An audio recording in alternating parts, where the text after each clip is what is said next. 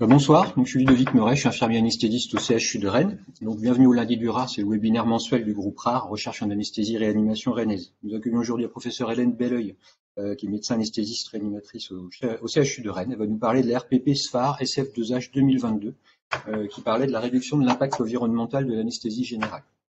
Alors, vous pourrez bien sûr lui poser vos questions après sa présentation. Vous pouvez aussi utiliser le chat pour ce faire. Avant que nous commencions, merci de couper vos caméras, vos micros, c'est parfait, c'est fait. Et je passe tout de suite le temps de partager l'écran à Hélène. Voilà, bonjour à tous, merci Ludovic. Donc bonjour à tous. Je vais donc essayer de vous présenter dans le temps imparti cette RPP. Donc c'est des recommandations pour la pratique de la réduction, intitulée réduction de l'impact environnemental de l'anesthésie générale. Donc comme vous pouvez voir d'emblée, ça a été 3 sociétés savantes qui ont participé à l'élaboration de ces recommandations et qui donc les ont validées. La SFAR évidemment, mais aussi la SF2H, donc la Société risque infectieux et d'hygiène, et la SFPC, Société de pharmacie clinique, qui donne encore un peu plus de poids à ces recommandations. Alors pourquoi ces recommandations? Alors ça pourrait être un topo en soi, mais je vais juste vous présenter une ou deux diapos pour comprendre l'impact que peut avoir l'anesthésie sur les changements climatiques que l'on connaît aujourd'hui. Donc ça, c'est un éditorial qui date déjà de 2010, donc il a 13 ans, c'est déjà ancien. Et vous voyez le titre qui disait que l'anesthésie contribue à la fin du monde.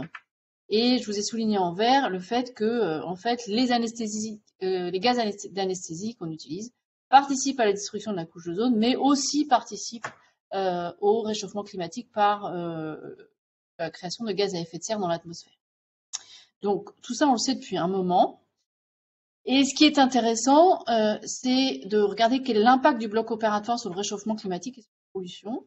Et donc, on sait que cet impact, il est majeur, mais ce qui est intéressant, c'est de voir que il faut aussi étudier les choses localement et que l'impact peut être très différent d'un pays à l'autre. Et c'est pour ça que je vous ai mis cette diapositive pour bien voir qu'il ne faut pas voir les choses de façon globale, mais de façon un peu locale. Si vous regardez au Canada, l'impact, si on prend, vous voyez, ils ont pris trois éléments, les gaz anesthésiques, l'énergie, donc le type d'énergie, comment est fournie l'énergie qui arrive au bloc opératoire, et ce qu'ils appellent le supply chain and waste. Donc waste, c'est les déchets, et supply chain, c'est l'approvisionnement en matériaux au bloc opératoire. Vous voyez que si vous regardez au Canada, le poids des anesthésiques locaux est très important. À l'inverse, vous prenez le Royaume-Uni et c'est le poids de l'énergie qui est très important. Ça veut dire quoi? Ça veut dire que ce qui compte, c'est d'abord quel gaz anesthésique vous utilisez, et ça on le verra dans les diapositives suivantes. Et en Angleterre, eh bien, ça fait longtemps qu'ils ont supprimé le desflurane, donc vous voyez que les choses sont différentes.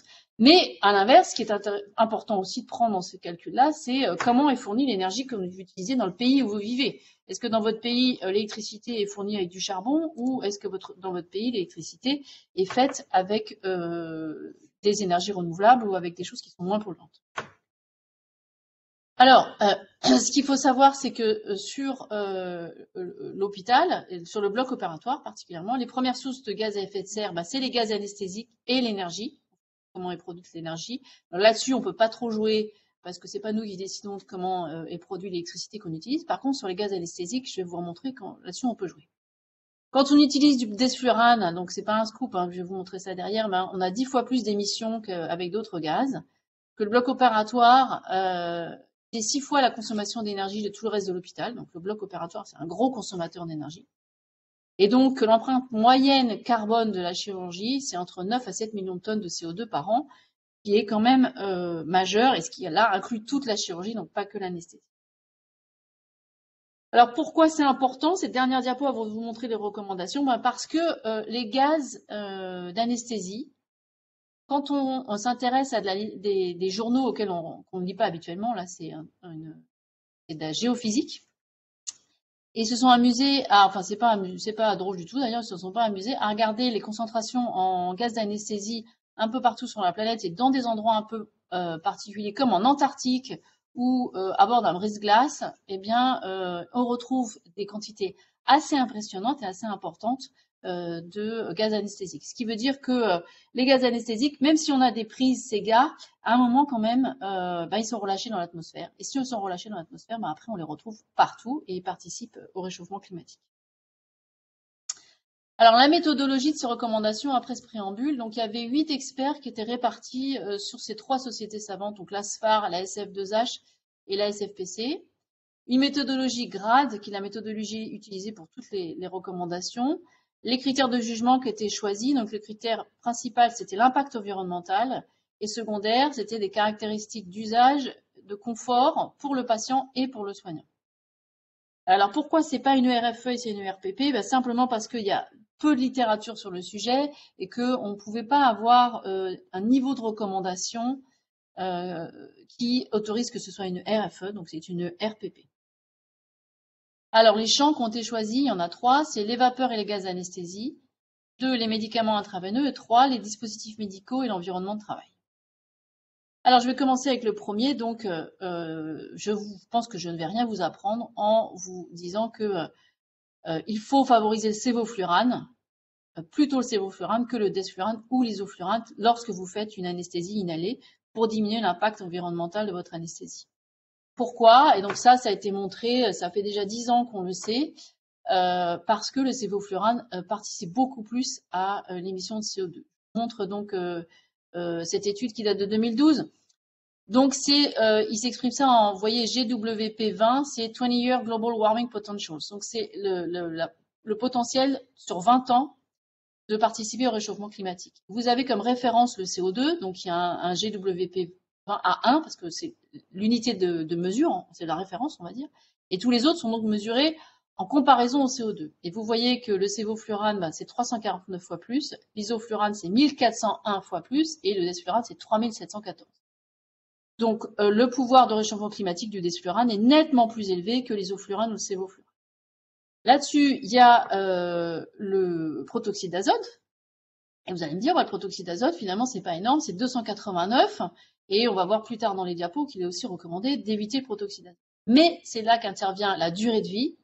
Regardez la durée de vie du protoxyde d'azote, c'est 114 ans. Donc à partir du moment où vous faites du protoxyde d'azote et que vous vous en mettez dans l'atmosphère, il va rester pour 114 ans dans l'atmosphère, qui est très très long. Et c'est d'où la part importante du protoxyde d'azote dans le réchauffement climatique.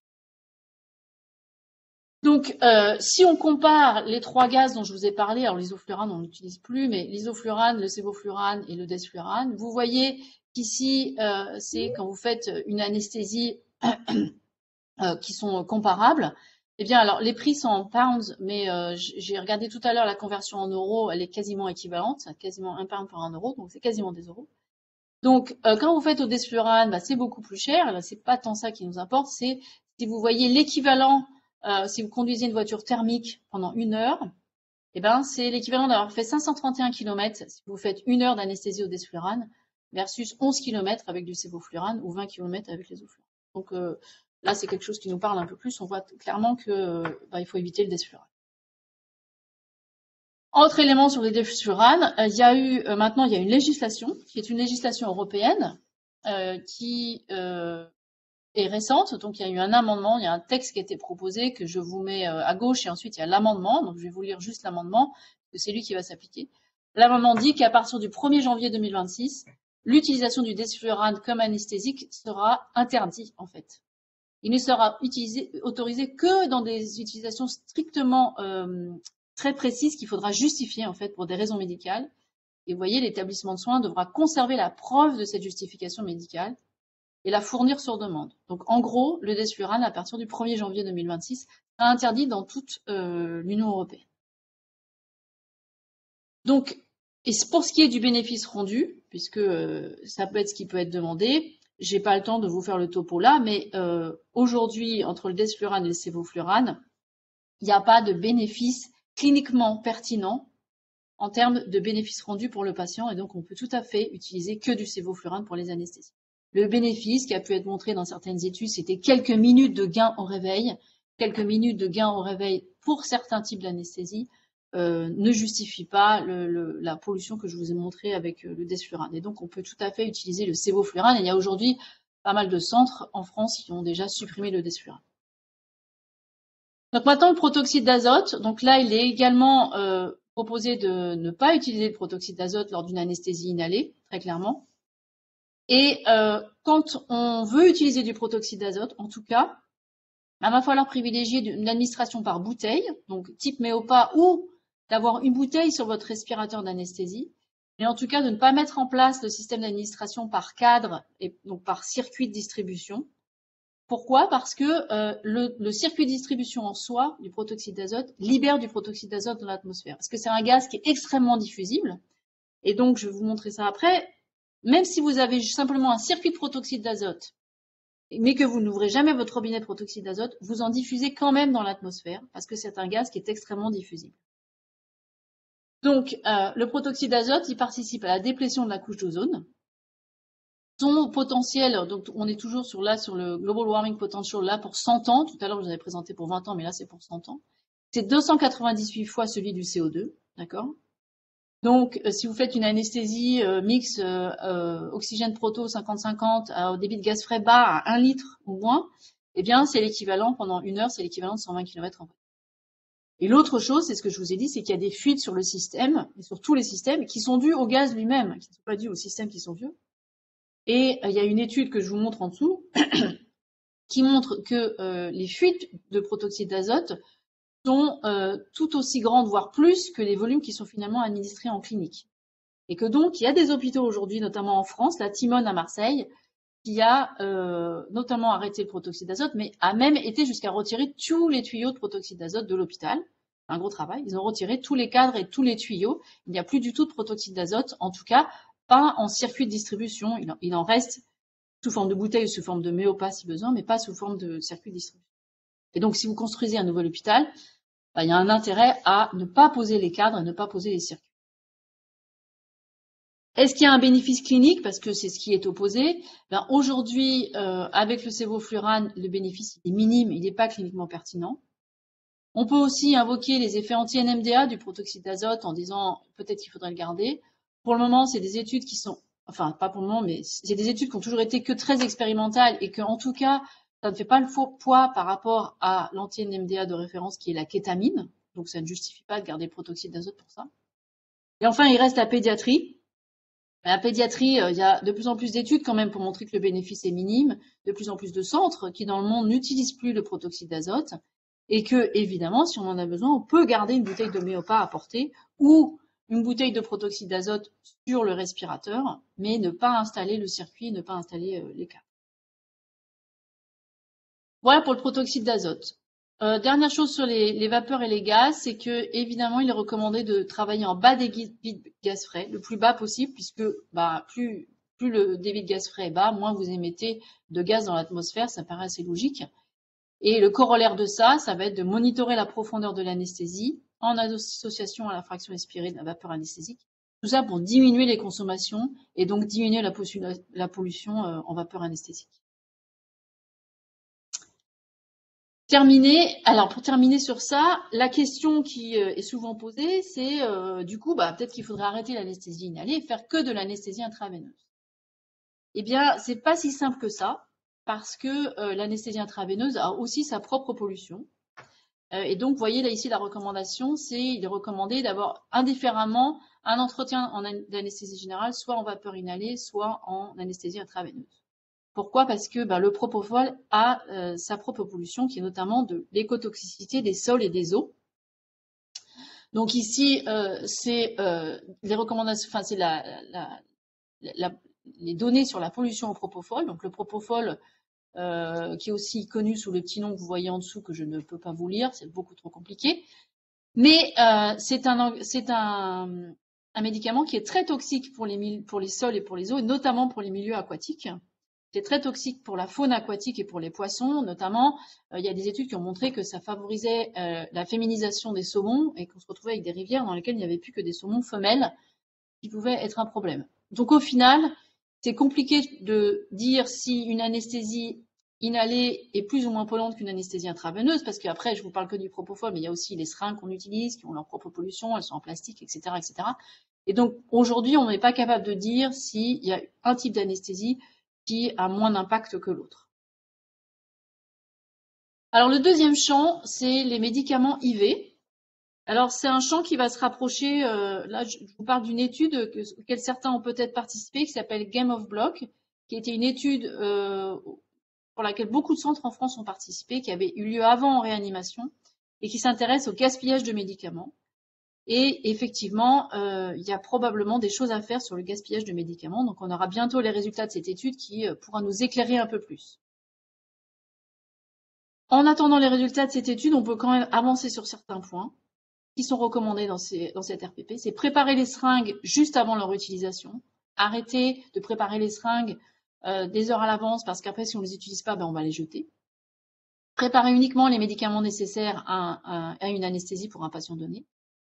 L'utilisation de seringues pré-remplies montre que, notamment pour les drogues d'urgence, où on a envie de les préparer à l'avance au cas où, si on a des seringues pré-remplies, on n'a pas besoin de les préparer à l'avance. Ça sert à rien de les déblistériser à l'avance, les seringues pré-remplies, ça vous fera gagner 1/1000 de seconde et ça ne changera rien. Donc les seringues pré-remplies, ça peut éviter de préparer les seringues pour rien. Et enfin, monitorer la profondeur d'anesthésie lors d'une anesthésie totale intraveineuse, ça permet de réduire les consommations de médicaments. En dehors du fait que c'est recommandé pour la qualité de l'anesthésie, c'est aussi recommandé pour éviter de faire du gaspillage. Ensuite, les dispositifs médicaux et l'environnement de travail. Alors, les dispositifs médicaux, il va falloir privilégier au maximum le réutilisable plutôt que l'usage unique. Alors, sur ça, il y a eu des études qui sont sorties, qui ont montré que finalement, c'est après le CrossFit Jacob que on est parti dans nos pays, notamment en Europe, sur le tout usage unique, tant qu'il y ait vraiment de rationnel en termes de qualité des soins. Et donc, vous savez bien qu'aujourd'hui, par exemple, eh ben, on a des masques, pour les masques simplement pour préoxygéner les patients, qui sont tous à usage unique, tous emballés dans du plastique, sans qu'il n'y ait aucune justification scientifique derrière ça. Et on arrive à des extrêmes qui sont aujourd'hui, on essaye de nous vendre des brassards à tension à usage unique, un par patient, et après on le jetterait. Donc on arrive à un extrême qui n'a pas de sens, et il faut revenir évidemment dans le respect de l'hygiène et de la qualité des soins, à certains dispositifs médicaux qui peuvent être réutilisables. Et pour ça, ça doit se discuter avec les fournisseurs au niveau de l'hôpital. Et maintenant, les sociétés qui nous fournissent vont avoir dans les clauses, quand on fait un appel d'offres, il y a une clause environnementale. Donc il faut aussi regarder cette clause environnementale quand vous allez choisir un nouveau dispositif. Si vous choisissez des masques pour préoxygéner les patients et qu'il y a un fournisseur qui les fournit tous dans une boîte en carton, pas emballés individuellement dans du plastique, peut-être que c'est plutôt ce fournisseur-là qu'il va falloir choisir que celui qui vous les met tous emballés dans du plastique. Autre recommandation un peu plus précise, celle-ci, sur les changements de filtre à haute efficacité, il est recommandé que les circuits soient changés de façon hebdomadaire, en dehors de souillure visible évidemment. Et quand il n'y a pas de souillure visible du circuit, on peut réaliser un changement hebdomadaire simplement des circuits du ventilateur. C'est pas la peine de le faire plus fréquemment. Donc ça, c'était sur les choix des dispositifs médicaux. En dehors de ça, il y a évidemment le tri des déchets. Donc ça, je pense que dans la plupart des hôpitaux maintenant a été mis en place un programme de tri des déchets, plus ou moins élaboré, mais il faut mettre en place un programme de tri des déchets, notamment jusqu'à l'intérieur du bloc opératoire. Et pour aller plus loin, après avoir trié les déchets, ce qui est intéressant, c'est de mettre un programme de recyclage, voire de valorisation de ces déchets, pour diminuer l'impact environnemental et le coût de l'anesthésie générale. Alors, alors, comment on fait pour faire la valorisation des déchets? Vous connaissez peut-être, certains d'entre vous, l'association des petits doudous, qui maintenant est présente dans 25 à 30 centres en France, et qui a valorisé les déchets d'anesthésie générale pour améliorer la qualité des soins de prise en charge des enfants au bloc opératoire. Et donc cette valorisation des déchets, elle passe par exemple, le recyclage du métal. Vous pouvez recycler les lames de laryngoscope, c'est un exemple parmi tant d'autres. Et donc ce programme-là, il peut se mettre en place au niveau local, au niveau de votre institution. C'est un gros travail, c'est pas simple à faire, mais derrière il y a du bénéfice et pour vous, et pour les patients, et pour l'environnement. Alors pourquoi on vous dit tout ça sur les déchets? Parce que si j'essaie de vous donner des chiffres, Donc l'ensemble des déchets qui peuvent avoir un impact sur l'environnement, c'est les déchets ménagers, les excès d'engrais et de pesticides, les déchets industriels, les substances corrosives et les incendies. Tout ça, ça a un impact et ça pollue l'environnement. Si on se ramène à donc l'ensemble de ces déchets, c'est 3% des émissions des gaz à effet de serre en France qui participent au réchauffement climatique. En fait, les déchets en soi, c'est certes de la pollution, comme on voit sur cette image où on a simplement des plastiques sur la plage, mais c'est pas que ça, c'est-à-dire que ça participe aussi au réchauffement climatique, en fait, le fait de produire trop de déchets et de ne pas les trier, de ne pas les recycler. Et évidemment, le corollaire, c'est que ça détruit la biodiversité et les végétaux. Donc, quand on est au bloc, qu'est-ce qu'on peut faire? Eh bien, on peut appliquer la règle des 4 R que vous avez peut-être déjà vu, qui dit Reduce, Reuse, Recycle, Rethink, Research. Donc, réduire, c'est ce que je viens de vous dire, c'est essayer de ne pas utiliser l'usage unique tout le temps, qui est de réduire les déchets, éviter le gaspillage. Réutiliser, donc ça, réutiliser, c'est un travail qui doit se faire, on ne peut pas le faire chacun dans notre coin puisqu'il y a une réglementation qu'il faut changer et qui en France, il y a une loi qui nous gêne un peu sur la réutilisation des produits à usage unique, alors qu'en Allemagne, cette loi n'existe pas, par exemple, et donc ils peuvent réutiliser des matériels à usage unique. Donc là, il y a un travail législatif à faire. Donc recycler, bien évidemment, hein, alors là, c'est les déchets et ça, c'est possible de le faire. On peut recycler le métal, on peut recycler les fils de cuivre, on peut bien évidemment recycler certains plastiques, on peut recycler le carton, il y a pas mal de choses qu'on peut recycler. On peut aussi choisir ça quand on rethink, c'est repenser, c'est-à-dire repenser les achats, participer aux discussions qu'il y a sur les achats de nouveaux matériels dans votre bloc et il y a certaines choses sur lesquelles vous pouvez refuser l'usage unique. Donc si on vient vous voir avec une proposition de brassard à tension à usage unique, par pitié, refusez-le parce que ça n'a aucun sens. Et research, oui, faut faire de la recherche parce qu'il faut analyser le cycle de vie en fait des produits qu'on utilise, des matériels qu'on utilise, pardon. Le cycle de vie, c'est l'impact environnemental qu'a un matériau depuis le moment où il a été produit jusqu'au moment où il est détruit. Et ça a été fait, par exemple, sur des masques laryngés. Entre un masque laryngé à usage unique et un masque laryngé qui est réutilisé, si vous prenez tout le cycle de vie entre le moment où le produit a été produit, et ça se trouve c'est dans un autre pays, donc il faut prendre en compte le transport, etc., etc. Donc ça dépend de dans quel pays vous vous situez et de où vous importez vos masques laryngés, mais ça a été fait aux États-Unis notamment, et dans leur modèle à eux, ils montraient que un masque laryngé réutilisable avait un moindre impact environnemental qu'un masque laryngé à usage unique. Alors, quand on trie les déchets, ça passe déjà par ça, c'est très simple, hein, les noirs et les jaunes. Les jaunes, c'est les dasseries. Il faut arrêter. Alors moi, les gens ils ont l'habitude de me voir au bloc opératoire, je passe mon temps dans les poubelles quand j'y suis. Je prends les trucs qui sont dans le jaune et je les remets dans le noir. Il y a très peu de choses qui vont dans le jaune, très peu de choses. Vous avez la liste là. C'est finalement les pièces anatomiques non identifiables, type placenta, les trocars, les dispositifs complets de transfusion, les systèmes de drainage ou d'aspiration. Il y a très peu de choses qui vont dans le jaune. C'est-à-dire qu'une compresse qui est souillée de quelques gouttes de sang, elle peut tout à fait aller dans le noir. Quand vous êtes à la maison et que vous faites une coupure, vous mettez pas le mouchoir avec lequel vous vous êtes essuyé dans un dasserie, vous le mettez dans votre poubelle ménagère en fait. Donc à l'hôpital, c'est pareil. Et vous savez que vous voyez qu'il y a aussi le prix qui rentre là-dedans. Hein. Quand on élimine les dasseries, c'est 600 € la tonne. Quand on élimine un sac noir, c'est 80 € la tonne, donc ça n'a rien à voir. Donc, essayez de bien trier ces déchets. Et on peut appliquer, alors là, je vous ai mis en fait finalement ce qu'on fait à la maison. Refuser les produits à usage unique. Alors à la maison, c'est refuser des choses. Donc à la maison, c'est dire non par exemple à la pub dans la boîte aux lettres, ou c'est essayer de réfléchir à la quantité de choses qu'on achète. À l'hôpital, ça peut se traduire par refuser les nouveaux dispositifs jetables. Réduire, donc à la maison, c'est éviter le gaspillage alimentaire, c'est réduire ses achats. À l'hôpital, c'est peut-être revoir ses indications. Et là, on rentre dans la pertinence du soin. Et la pertinence du soin, finalement, elle est liée aussi à l'impact environnemental. C'est-à-dire, est-ce que j'ai vraiment besoin de mettre une sonde urinaire? On peut peut-être faire uriner le patient avant cette intervention qui n'est pas longue, ne pas mettre de sonde urinaire. Et si je mets une sonde urinaire, j'ai peut-être pas besoin de mettre une sonde urinaire à durée horaire. Revoir ces indications, ça permet aussi de réduire les déchets. Réutiliser, c'est la discussion qu'on vient d'avoir. Donc, dans la vie de tous les jours, c'est acheter des vêtements d'occasion. Et à l'hôpital, c'est avoir une réflexion sur le tout jetable qu'il est nécessaire d'avoir aujourd'hui, je pense. Recycler, ça on le fait à la maison parce qu'on est obligé, parce qu'on a une poubelle de recyclage, et on peut le faire à l'hôpital. Les métaux, le plastique. Alors le verre pour le moment, on manque quand même il n'y a pas de circuit en France pour recycler le verre médical.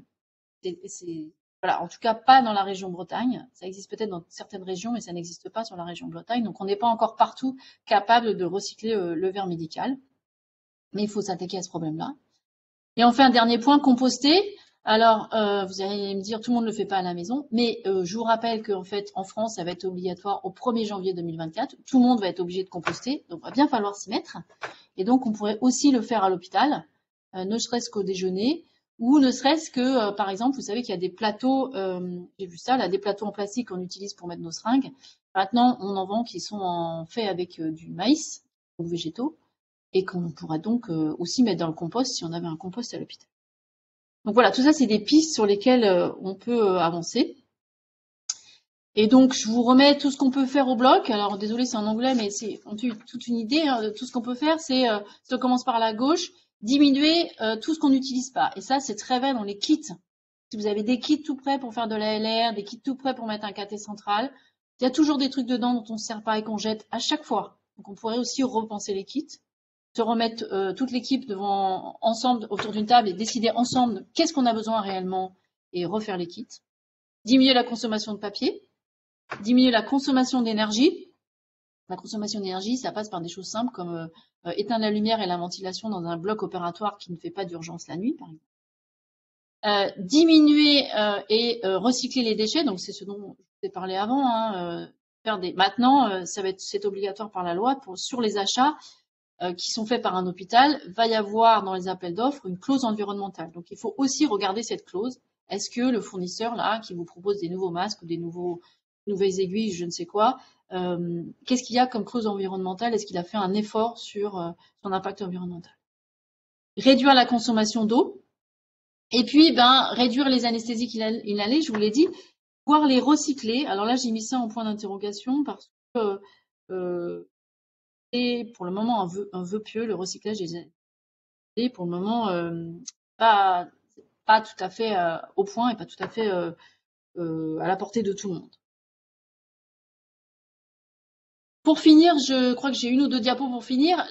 Celle-ci que je montre souvent parce que vous allez dire ouais mais c'est difficile dans mon hôpital, il y a plein de gens qui font de la résistance, qui veulent pas, qui pensent que c'est une baisse de la qualité des soins, et donc j'aime bien montrer cette diapo.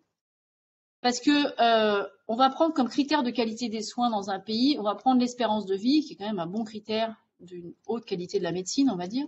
Et donc on va comparer, on va mettre en lien l'espérance de vie et les émissions de CO2. Alors vous avez, à gauche du graphique ici, les pays où on a une très faible espérance de vie et où on émet très peu de CO2. C'est des pays qui sont très pauvres, et donc c'est évidemment pas le modèle. À l'autre bout complet du graphique, vous avez les pays où on a une très haute espérance de vie, les États-Unis, l'Arabie Saoudite, et où on émet énormément de CO2. C'est le modèle non plus que l'on ne veut pas. Vous avez ici, là où il y a beaucoup de points en haut, les pays européens globalement, haute espérance de vie, avec des émissions de CO2 qui en sont entre 5 à 10 10 tonnes par tête. Comme le Costa Rica, par exemple, où l'espérance de vie, elle est à peu près la même que l'espérance de vie en Europe, mais avec des émissions de CO2 qui sont en dessous de 2. Et pourquoi j'ai mis la ligne du 2 en rouge? Vous le savez peut-être, c'est que si on veut s'attaquer au réchauffement climatique et rester sur une planète qui est vivable, il faudrait qu'on soit tous à 2. C'est-à-dire qu'il faudrait tous qu'on émette moins de 2 tonnes de CO2 par an et par personne. Et donc en Europe, nous, on est plutôt, si on est bon élève, vous êtes entre 5 et 10, vous n'êtes pas super bon élève, vous êtes plutôt à 10-13 quand on vit en France. Donc on est très loin des deux. Mais cette diapositive, c'est pour montrer qu'on peut baisser ses émissions de CO2 et rester avec une haute qualité de médecine et avec une espérance de vie qui est élevée, qui est du niveau des pays où on a l'espérance de vie la plus élevée. Si tout ceci vous intéresse, il y a plein d'éléments pour vous aider. il y a les fiches SFAR Green que vous pouvez trouver sur le site de la SFAR. Il y a plein de fiches que vous pouvez télécharger sur tous ces éléments que vous voyez là, les gaz, le tri des déchets, vous aider à mettre en place une filière de tri des déchets, etc., etc. Et si ça vous intéresse, il y a aussi le comité développement durable de la SFAR qui fait un tour de France avec des formations.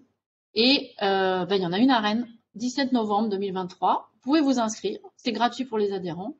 Et vous avez ici le programme de la journée. Vous voyez, c'est l'éco-conception, l'optimiser les déchets, les gaz anesthésiques, la consommation énergétique. Et à l'après-midi, il y a des ateliers pratiques. Donc, je vous encourage à vous inscrire. C'est pour tout le monde, hein, pour les médecins anesthésistes, les IAD, les IDE, les chirurgiens s'ils veulent, les IBOD, les cadres de santé, etc., etc. Voilà, je pense que c'était ma dernière diapo. Oui. Merci beaucoup Hélène pour cette présentation. On est donc sur un sujet qui intéresse tout le monde, qui intéresse aussi le bloc opératoire, même s'il y a encore beaucoup de progrès à faire comme tu nous montres. Puis ça touche sur plein de sujets, hein, les médicaments, le recyclage des différents produits qu'on utilise. On a l'impression qu'il faut quand même encore changer beaucoup de mentalité, qu'il faut plus travailler ensemble, tous les agents qui sont autour du bloc opératoire, pour que les choses évoluent. Donc, qu'est-ce que tu conseillerais, en étant très pratique, là, pour commencer un bloc opératoire, une structure qui a peut-être déjà fait des choses, mais qui voudrait s'y mettre plus sérieusement? Est-ce que mettre des fiches dans la pièce? Est-ce que se réunir et puis décider des priorités? Je ne sais pas. Alors moi, je pense que pour l'avantage aussi de travailler sur le développement durable, c'est que c'est facteur de cohésion très important. Et donc, ce qui est intéressant de faire, c'est de monter un petit groupe avec toutes les catégories de professionnels. On va mettre des aides-soignants dedans. Ils vont être hyper aidants, les aides-soignants. Vous avez besoin des aides-soignants si vous travaillez sur les déchets. Donc, il faut mettre des aides-soignants, des IBOD, si vous êtes dans un bloc opératoire, des IBOD, des IAD, des chirurgiens, des anesthésistes, évidemment. Il faut mettre un peu tout le monde, faire un petit groupe de gens motivés et commencer à dire, voilà, par où on va commencer. Vous pouvez évidemment commencer par les déchets. Vous pouvez commencer aussi par regarder vos consommations d'énergie. On peut vous les fournir, les consommations d'énergie de votre bloc. Et donc, vous pouvez regarder, décider que c'est peut-être pas utile de garder la ventilation, c'est peut-être pas utile de garder la lumière, d'éteindre les ordinateurs. Et vous pouvez voir évoluer vos consommations à la baisse. Vous pouvez travailler sur des choses qui sont plus anesthésiques pures, sur les gaz d'anesthésie et avoir une réflexion sur le desflurane ou le protoxyde d'azote. Donc voilà, donc moi mon conseil c'est d'être un petit groupe parce que c'est vraiment facteur de cohésion. Après quand on voit les résultats, on est toujours super content de voir, voilà, vous faites un calcul, vous pesez vos poubelles et vous dites, voilà, en un an on a réduit de tant de % nos déchets et c'est toujours super satisfaisant pour tout le monde quand on a cette réussite-là, surtout si on a fait ça en équipe et notamment c'est un moyen aussi d'être tous ensemble, je trouve, de faire ça. Oui, parce que c'est vrai qu'il y a des travaux qui sont menés. Là, je sais que j'ai eu en mémoire passé là très récemment sur une étudiante à l'école d'IBOD qui est en train de travailler sur le système de récupération des fumées liées au bistouri. Donc il y a des choses comme ça qui peuvent être. Voilà, donc pas seulement en anesthésie. Donc un travail qui pourrait être multidisciplinaire. Ah, c'est sûr, oui. Voilà. Si on rentre un peu plus dans le détail après avoir vu le contexte général, il y a toujours la question qu'on se pose, c'est est-ce que je vais faire de toute IV parce que je veux pas émettre de gaz? Est-ce que c'est pour cette raison-là qu'on doit le faire ou pas? Apparemment non. Mais c'est très difficile de répondre à cette question parce que on sait que les gaz anesthésiques polluent. Voilà, je vous l'ai montré, c'est clair. Le sévoflurane pollue moins que les autres, mais il pollue quand même. Il y a une étude, je vous ai pas montré là, mais en Suisse, ils se sont amusés à regarder au sommet du Cervin, qui est donc un sommet des Alpes suisses, les concentrations en Sévo, et elles sont calquées sur les horaires de bloc opératoire. C'est très drôle. Là, le dimanche, il y a beaucoup moins de sévoflurane au sommet du Cervin, donc vaut mieux faire le sommet le dimanche. Et le lundi matin, il y en a beaucoup. Donc ça pollue, c'est clair. Mais l'anesthésie intraveineuse, non seulement le propofol pollue, alors on pourrait se dire, mais le propofol, on va essayer de tout l'utiliser et donc ne pas en rejeter dans la nature, sauf que c'est difficile. Et il n'y a pas que le propofol, il y a tout ce qu'on utilise aux sources, qui sont les seringues, les tubulures, tout ça c'est du plastique. Et comme je vous ai dit, le plastique n'a jamais à 100% recyclé. Et à partir du moment où ça devient un déchet, ça va participer aux émissions de gaz à effet de serre de la façon dont on va éliminer ce déchet. Donc il n'y a rien d'idéal. Et pour le moment, il n'y a pas d'éléments scientifiques pour dire que l'un pollue plus que l'autre si on prend l'ensemble des pollutions produites par chacun de ces deux types d'anesthésie. Pas de preuve pour choisir l'un plutôt que l'autre pour des raisons environnementales, peut-être à adapter à la situation, aux patients. Oui. Ok. Et puis il y avait toujours la même question là sur le système SEGA, en fait, là, le système de récupération des gaz, d'évacuation, pardon, du système des gaz anesthésiques. Bon, c'est vrai que on a l'impression, nous, quand on a notre respirateur est branché, que c'est bon, on est vertueux, mais en fait. La SEGA, ça diminue la pollution dans la salle, ce qui est important pour les soignants, c'est très important. Il faut avoir le système SEGA parce que ça diminue la pollution pour tous les jours. Mais après, ça diminue pas la pollution environnementale absolue, parce qu'à un moment, le gaz, il est diffusible et il se retrouve quelque part, il se retrouve dans l'atmosphère, au-dessus de l'hôpital. Et il participe donc au réchauffement climatique. Donc, les prises SEGA, c'est nécessaire parce que ça diminue l'exposition des soignants, mais c'est pas suffisant en fait. Et je vais peut-être anticiper ta question d'après, c'est est-ce qu'on pourrait les recycler? Oui. Alors, il y a des systèmes qui sont proposés par des sociétés. Alors bon, le truc c'est que les sociétés qui proposaient le recyclage, je sais pas pourquoi, ils avaient fait affaire avec des sociétés avec Desflurane. Du coup, comme tout le monde abandonne les Desflurane, ils sont un peu sur le flanc, mais ils vont peut-être rebondir avec d'autres gaz. Le problème, c'est qu'il faut regarder l'impact carbone de l'ensemble de la chose. Et moi, quand on était venu me le présenter, le problème, c'est qu'il y avait une seule usine de recyclage et qu'elle était en Allemagne. Et donc, il faut ça veut dire qu'on va transporter tout ce qu'on va récupérer en sévoflurane sur le CHU de Rennes. Je parle du CHU de Rennes, mais ça peut être ailleurs. Et on va le mettre dans des camions et on va l'emmener jusqu'en Allemagne. Et donc, est-ce que ça a un sens écologique? Probablement pas. Donc, vous voyez, le diable, c'est dans les détails, mais quand même. C'est-à-dire qu'on va dire, super, on a recyclé notre sévoflurane, sauf que, si on a fallu emmener ça en camion en Allemagne, ça n'a peut-être pas de sens écologique. Et le deuxième point, c'est que pour le moment, le sévoflurane qui est produit par recyclage n'a pas l'AMM pour être réadministré à des patients. Donc, pour le moment, et un dossier d'AMM, c'est long et compliqué. Donc, pour le moment, ça sert à rien, parce que de toute façon, on va récupérer du sévoflurane, mais on ne pourra pas le réadministrer aux patients, donc ça servira à rien. Et encore une fois, l'impact environnemental de ça, il n'est pas tout à fait clair. S'il y a une seule usine en Europe, voilà, c'est intéressant pour ceux qui sont à côté, certes, mais pas pour tout le monde. Donc, c'est à voir pour le futur. La porte n'est pas fermée, il faut voir, mais pour le moment, c'est pas au point. Vous aviez des questions?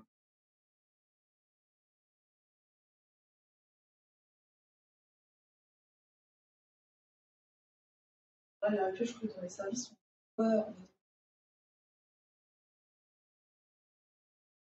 ce qui doit aller. Est-ce que du coup j'ai relu la liste et les médicaments normalement sont pas.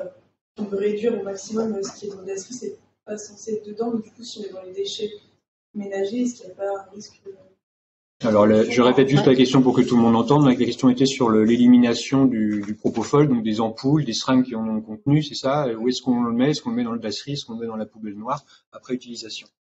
Alors, la réponse, elle est compliquée. Ça dépend de comment sont éliminés les déchets dans l'endroit où tu travailles. Parce qu'ils ne sont pas éliminés partout pareil. À Rennes, en fait, on a la chance, entre guillemets, que nos déchets, ils servent à chauffer le quartier de Villejean. Donc nos déchets, ils sont tous brûlés parce qu'ils sont dans l'usine qui est à côté, qui sert à chauffer le quartier. D'ailleurs, moins on produit de déchets, moins ils auront de chauffage. Mais donc, nous, on peut les mettre dans le noir parce que de toute façon, ça va être brûlé et ça va servir au chauffage. Donc, il faut se renseigner de ce qu'on fait des sacs noirs dans la zone où vous habitez. Si par contre, alors c'est beaucoup le cas, par exemple, aux États-Unis, ils enfouissent beaucoup les déchets. C'est moins le cas en France quand même. Mais il y a quand même des endroits où on enfouit des déchets. Si chez vous, on enfouit des déchets, oui, le propofol, il faudrait le mettre dans les dasseries. Donc, voilà, il faut se renseigner, savoir comment sont traités les déchets chez vous, dans votre région. Voilà, j'ai pas d'autres questions. Donc, moi, ce que j'en retiens, c'est que c'est un domaine de recherche qui est à explorer, parce qu'on s'aperçoit, si on n'a pas eu la possibilité de faire une RFE sur le sujet, c'est qu'il manquait encore d'un niveau de preuve suffisant pour pouvoir établir les choses, et que ce serait peut-être une nouvelle discipline de recherche. Il y a le médico-économique qui intervient de plus en plus dans les études cliniques en anesthésie, en réanimation. Mais il y en a également peut-être ce domaine-là écologique pourrait venir, donc encore de la multidisciplinarité, de la pluridisciplinarité qui pourrait venir au service de cette cause pour pouvoir nous en dire plus, nous dire qu'est-ce qui est mieux, qu'est-ce qui est moins bien. Voilà, donc je vous remercie. Merci Hélène d'être venue nous voir et puis nous avoir parlé de ce sujet passionnant et brûlant. C'est peut-être pas le mot, c'est brûlant. Bah oui, c'est brûlant. Il est brûlant, voilà, il est brûlant à Rennes, donc voilà, en tout cas. Recycle comme ça aussi. Je vous donne rendez-vous le 11 septembre, donc après les vacances, le lundi. Le 11 septembre à 18h pour le prochain lundi. Alexandre Mansour, qui est médecin anesthésiste, parler des guidelines de l'ESAIC, la Société européenne. En 2022, c'était sur la prise en charge des hémorragies périopératoires sévères. En attendant, vous pouvez nous retrouver sur notre site internet, www.rar.bzh et sur nos réseaux sociaux. Je vous souhaite une bonne soirée et à bientôt.